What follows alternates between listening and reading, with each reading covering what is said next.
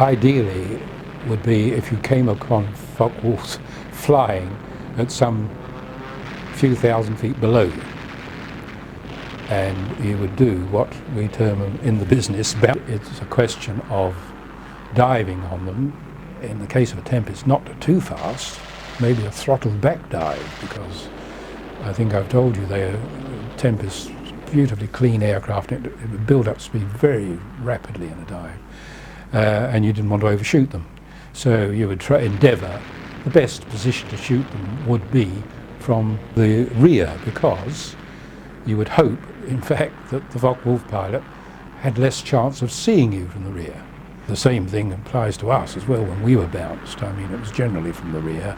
So ideally, position yourself not too fast that you would overfly them.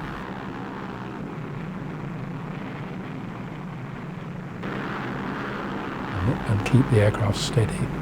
If you're obliged to attack from the beam, well, make sure you allowed enough deflection so you would fly into your shot.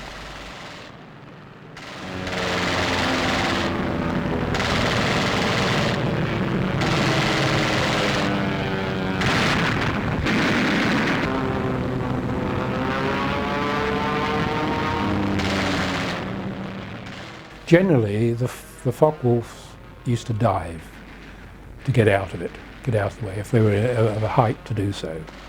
Now that was a very bad move on their part, because a Tempest would outdive them. And those that we shot down, generally it was because the Focke-Wulf thought they could get away in a dive, but they couldn't get away from a Tempest in a dive. Absolutely terrific, solid.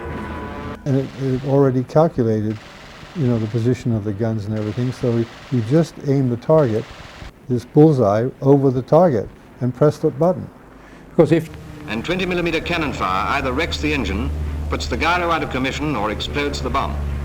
Normally, and I should tell you that the V1 carried a heavy bomb load, almost as much as cruise missiles do today, in terms of weight of explosive. And sometimes they exploded. It was a huge row, and we lost pilots that way if they were too close.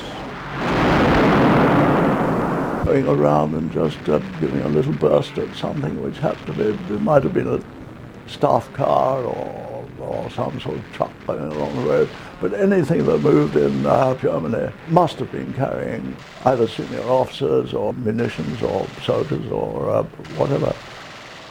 In a 10-week period, I think we went through about 20-25 pilots.